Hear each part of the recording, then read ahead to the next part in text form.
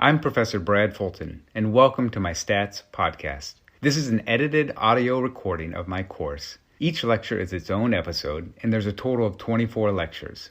This course provides an introduction to the quantitative methods social scientists and data analysts use to collect and evaluate empirical data about society. Through this course, you will learn to gather, describe, and analyze data with an emphasis on the application and interpretation of these methods. This course will also help you to be a more informed and critical reader of academic research, public opinion polling, and advertisement claims that present statistical evidence. Although some of the current events I reference might be dated, the content is timeless. I hope you enjoy this lecture, and if you have any questions, you can email me at bradrfulton@gmail.com. Hi, my name is Professor Fulton. If you like this podcast, you'll love the book I use for the course. It's titled Statistics, Unlocking the Power of Data. This book uses a highly intuitive approach to help students visualize statistical concepts, which accelerates understanding. I've reviewed dozens of textbooks, and Unlocking the Power of Data is hands down the best one out there, mainly because of its unique intuitive approach and straightforward explanations. You can find a link to the textbook in the show notes, and if you use the promo code BLOCK5, you'll get a 10% discount.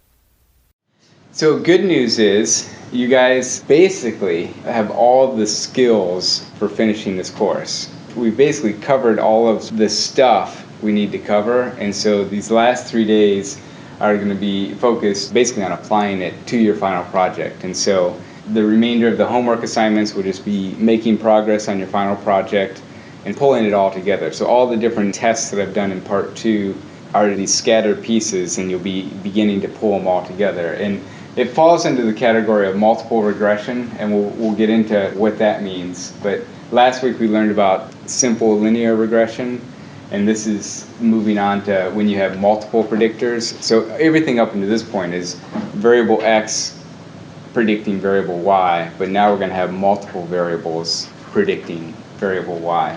The examples I'm going to use are straight from GSS so that you guys can just get a sense for how to pull this together for your final project. On the exam, following from the part 2 stuff is understanding GSS output. And GSS output is the same as any other computer output, but they all have their own specific notation, and they'll put different pieces in different places or might give you extra information that you don't necessarily need. But I'm going to be walking through how to make sense of the output that you get in GSS. Our dependent variable is political views, and our independent variable is age. And I've recoded age, and I'll explain to you how I recoded it and maybe why I recoded it. But if you want to know the beta of age, or the slope of age, it's 0.094. It's this first column, B. And it's basically the effect that age has on political views. And political views range from extremely liberal to extremely conservative. From the previous page where you do a multiple regression, and you plug in your dependent variable and your independent variable. And then if you want to know the standard error for this slope, it's right next to it. So all these things that you've been calculating, figuring out, well, what's the standard error of the sample statistic, most computer programs will figure that out for you, but you kind of need to know what it is before you can sort of use it, and so that's why we calculated it up until this point. Then the test statistic for our sample statistic, T, equals beta age minus beta naught over the standard error of beta. And so it's the same thing where we're basically, with a hypothesis test, we're testing to see if this slope, how unusual it would be to get a slope of that size when the null hypothesis is true. And so, in a sense, beta naught would be 0, because you're basically saying there's no effect. Age doesn't have any effect on political views. And this is the formula we use. So it's basically beta age over the standard error of beta. So if you plug in the numbers, you get where you have in this cell, which is T-statistic. Basically, all the little step-by-step calculations that we've done are all nicely presented onto this output. So you might say 23.5 is different from 25.5. And the main thing is just due to rounding. It depends where you're going to round the numbers off. And also, if you think about a t-statistic of 23 or 25, where does that fit on the t-distribution? Like if you think about the t-distribution, where would a value of 23 fit on a t-distribution? It'd be way over here. Because remember, 2 is usually the typical threshold, and so if you have 23, you're like way off the charts. And so differing between 23 and 25 actually is not bad, because it's very unusual to get a t-statistic as extreme as 23. And so then you can also say the p-value for this t-statistic is 0.000. And so it functionally zero, like there's a 0% chance of getting a t-statistic as extreme as 25.5. And so what that's saying is the probability of beta being greater than 0, we can reject the null which says that beta equals 0 and conclude that we're highly confident that the slope, that the effect of age on political views is greater than 0. So that kind of walks you through some of the things in GSS, and there's more stuff, but we'll keep walking through. Okay, and then another one they had was intercept. Intercept is, in GSS, they call it the constant, but it's basically right here. The intercept's kind of a funny thing because you'll get a test statistic for it and a probability for it.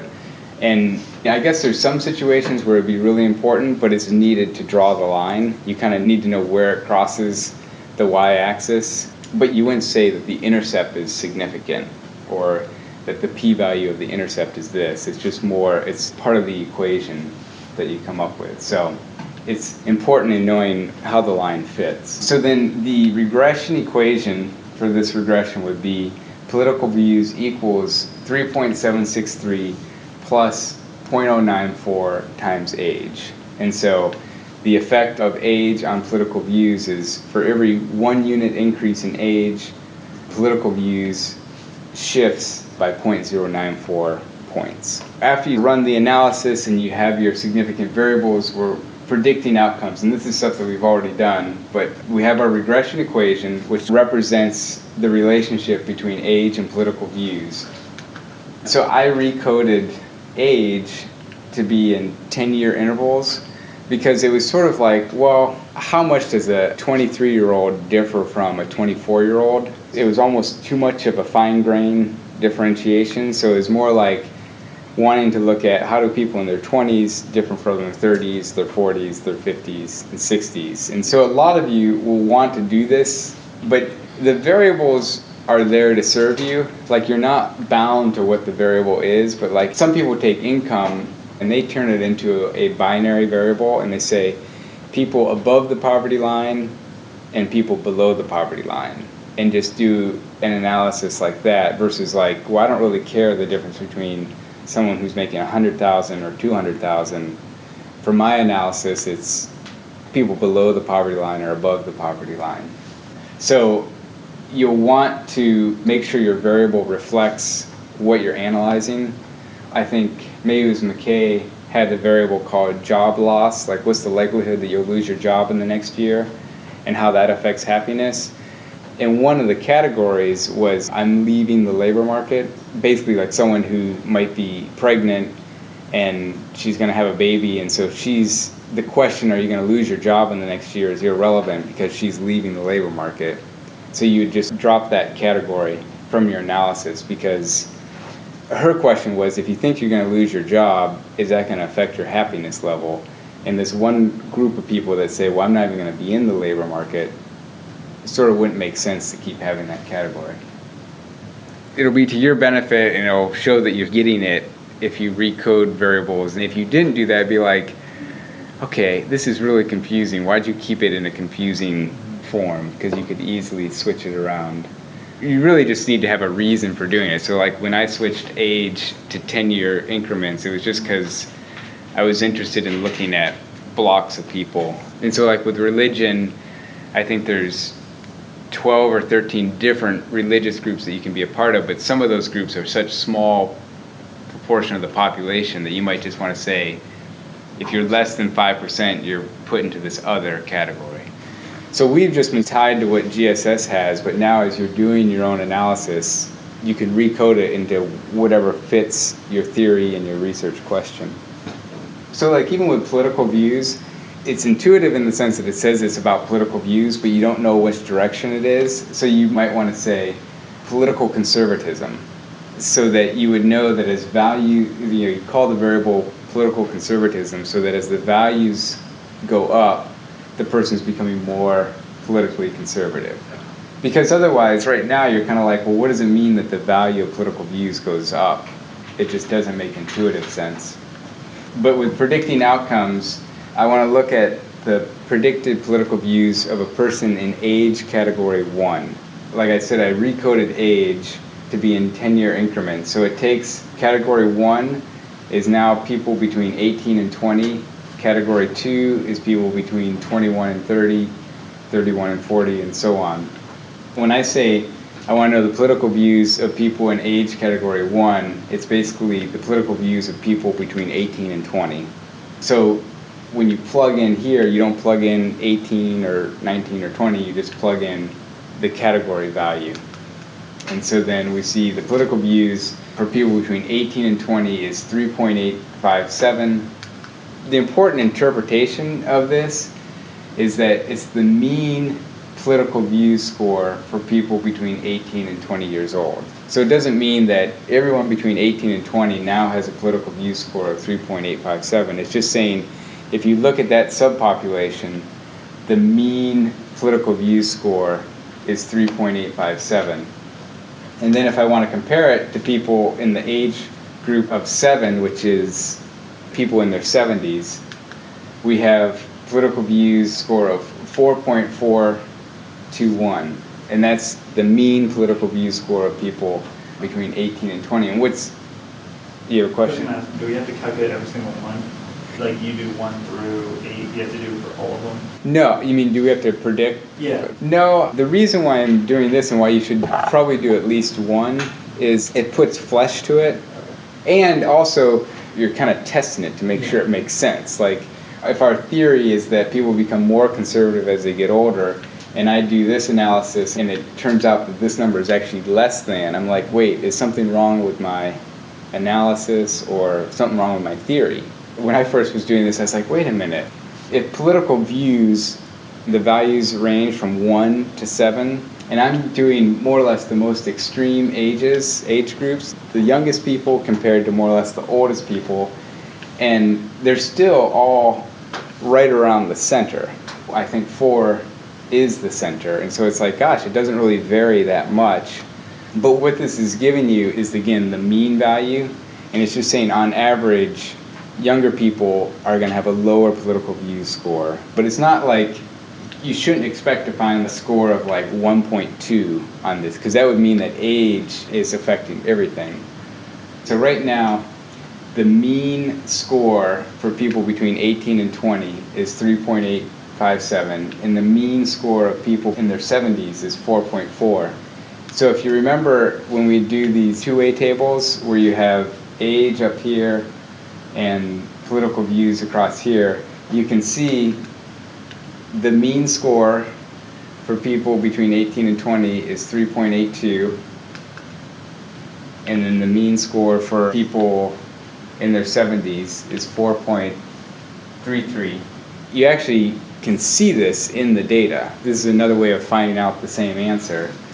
The overall mean political view score is 4.13, and that's right here if you see row total. So you can begin to estimate what's going on just by looking at even this table.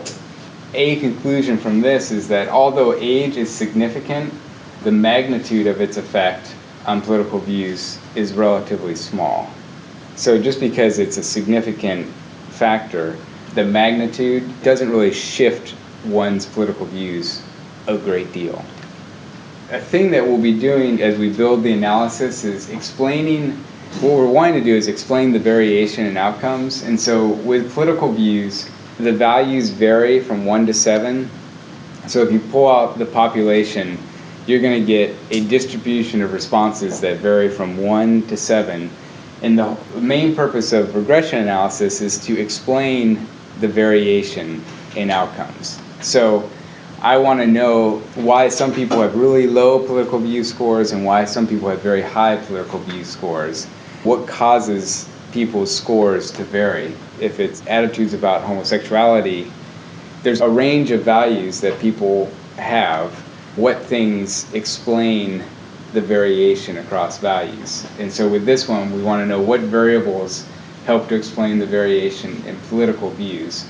And so one variable is age. That's a significant variable that explains some of the variation in political views. It says people's political views vary by age. The question that we want to ask when we select one variable is, what proportion of the variation in political views does age explain? Political views has a lot of variation in it. People range from 1 to 7. What proportion of the variation in political views does age explain? Using ANOVA, the analysis of variance, it basically analyzes how much variation is in your data. And so it says we can calculate an R-squared value for our model. And so you have your R-squared value, which is 0.014. And R-squared, the interpretation of it, and this is probably the key thing, is that it's the proportion of variation in the dependent variable that the independent variables explain. Another way of thinking about it is that a person's age explains 1.4% of the variation in political views. If we know a person's age, we have 1.4% more information about what their political views is going to be. But it also indicates that 98.6% of the variation in political views remains unexplained. Like, we don't know why political views vary. Another interpretation of this is that this model that we have explains 1.4% of the variation in political views. What we'll be moving forward with is, right now we just have one independent variable, and we want to know, well, what other variables could explain the variation in political views. So that's why with your guys' projects, you have multiple variables that you're going to be putting in to explain your particular outcome. Just to be able to explain 1.4% of your outcome, there's a lot that's left unknown, but the idea is to get that R-squared value up to, ideally 100%, but really even if you can explain 30% of the variation in political views, you're doing really good.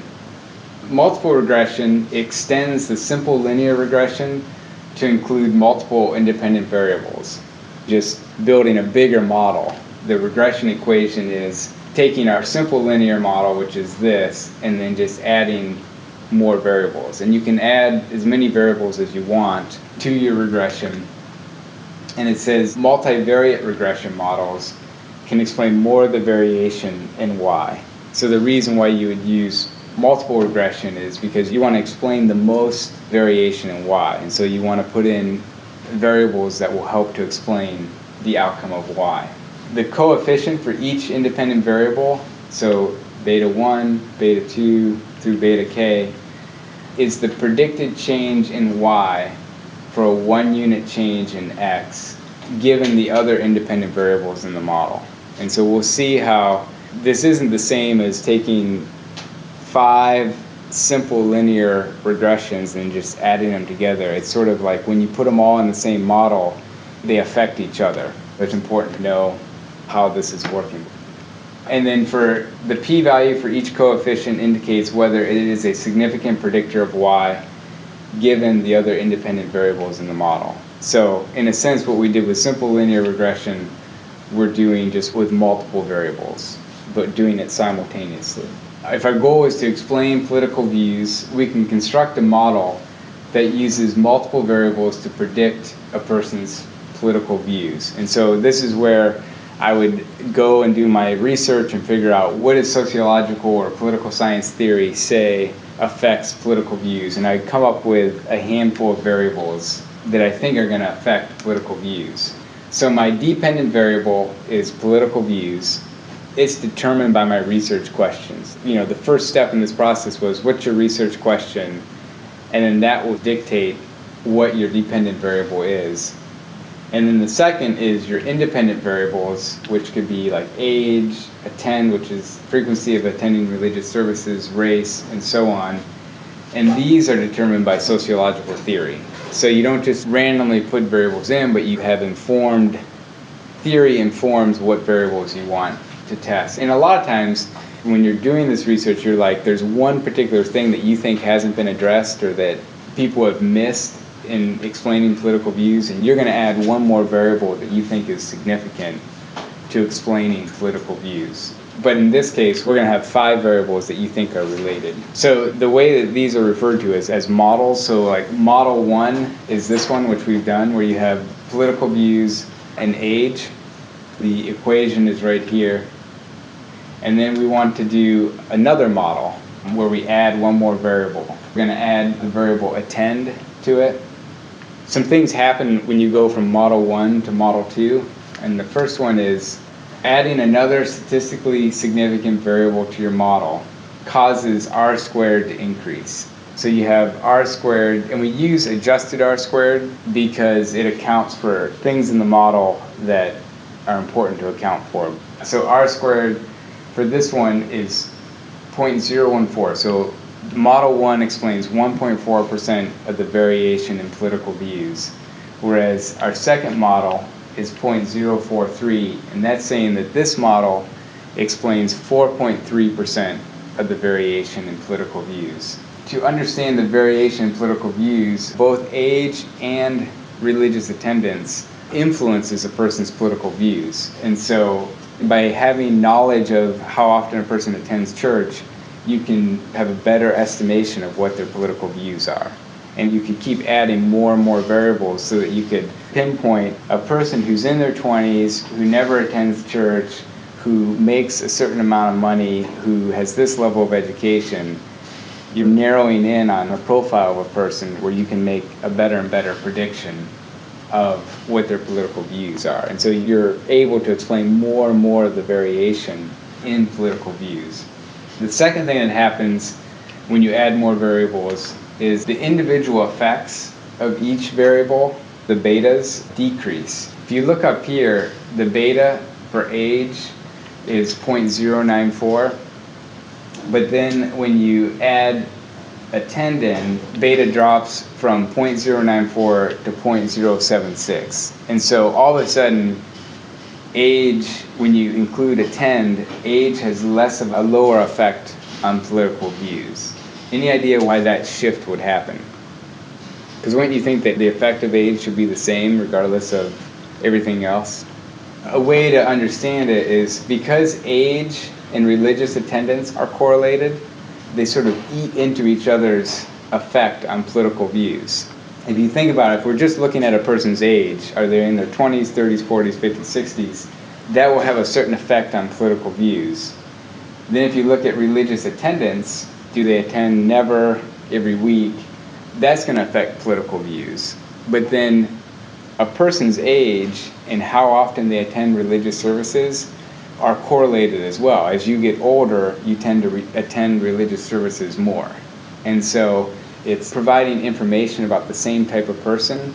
So when you're looking at age and attend together, there's overlap in what they can explain about political views, because as age goes up, religious attendance goes up. And so that trend that you're seeing with each of them individually, when combined, it has an overall less effect on political views.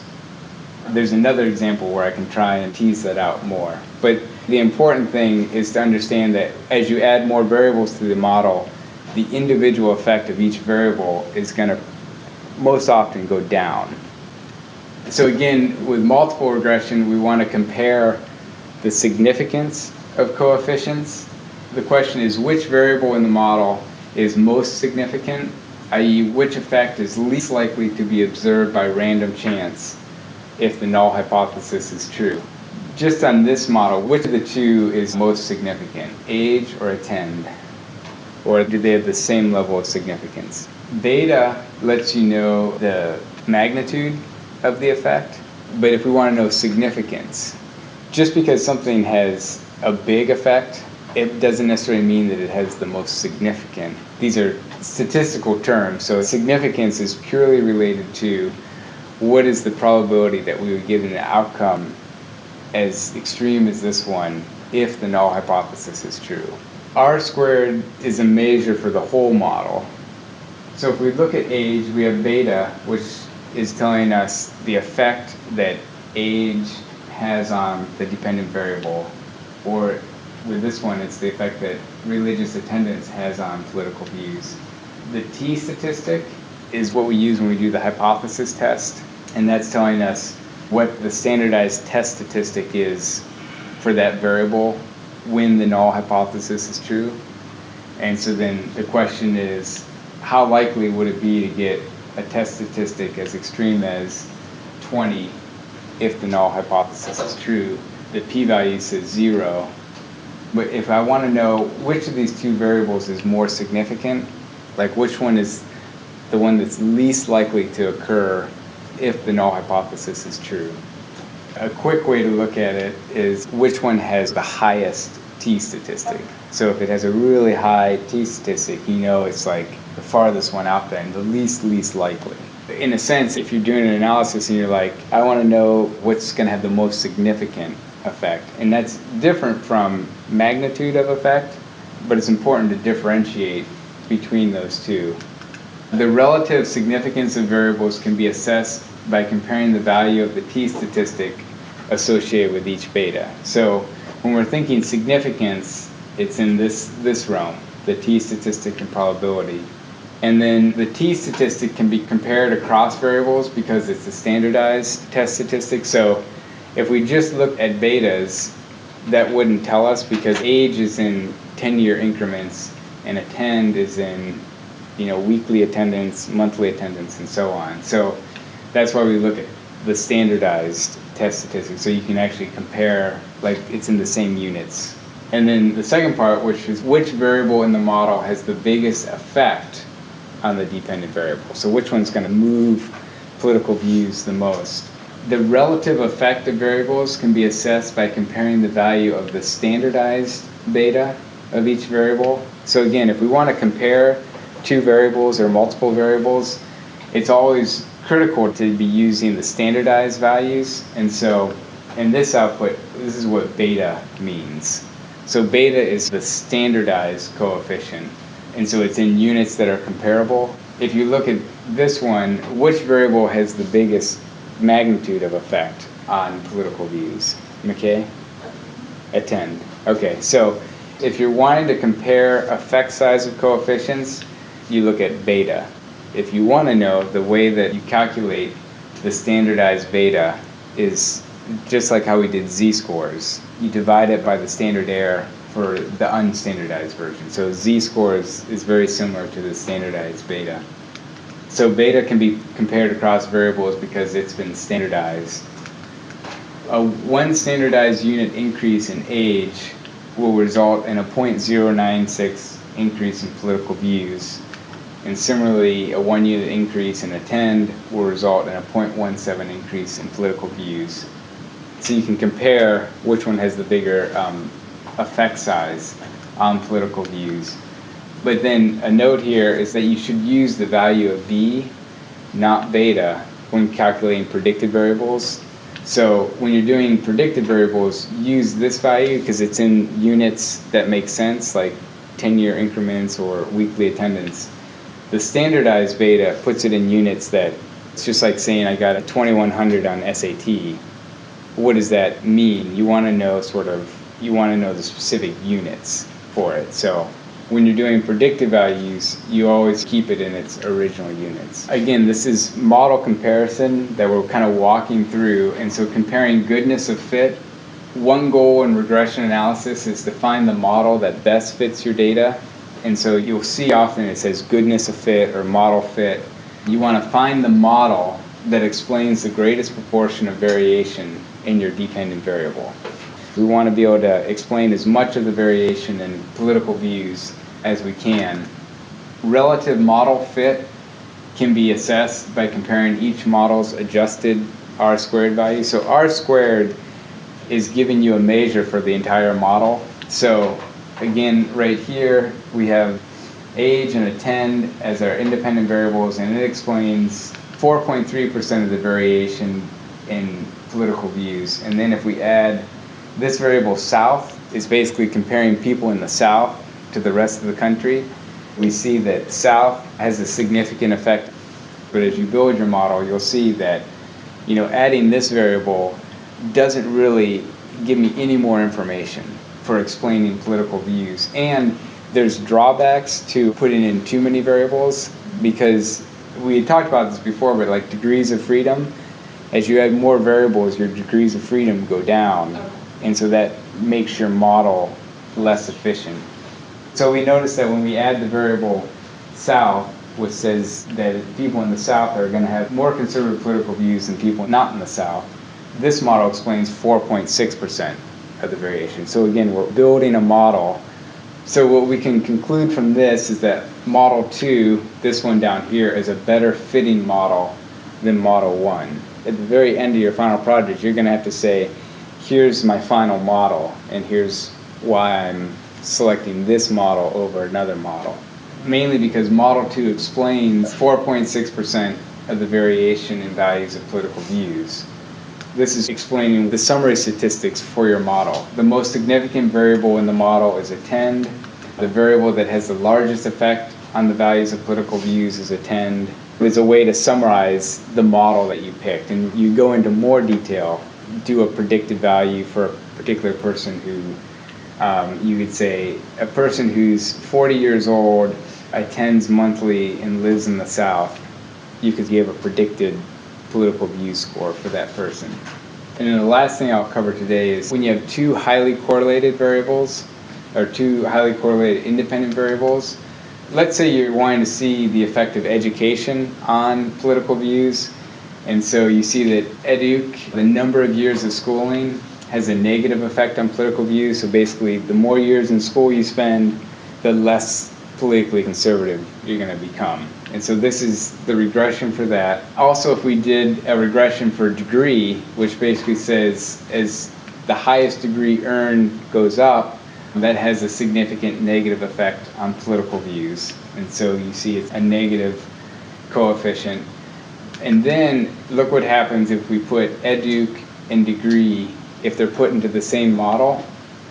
We see that educ remains negative, but all of a sudden degree becomes positive. It becomes positive, and it also becomes non-significant. And it's basically saying that all the information that was provided about education was captured by this variable educ. And knowing what their degree is doesn't provide any extra information. It doesn't have a significant effect on political views. So again, tomorrow we'll keep going through this, but the assignment is basically going to be start building your models and understand what's going on and make some predictions with your variables. And if you guys have other specific questions with specific variables, you can ask me. So.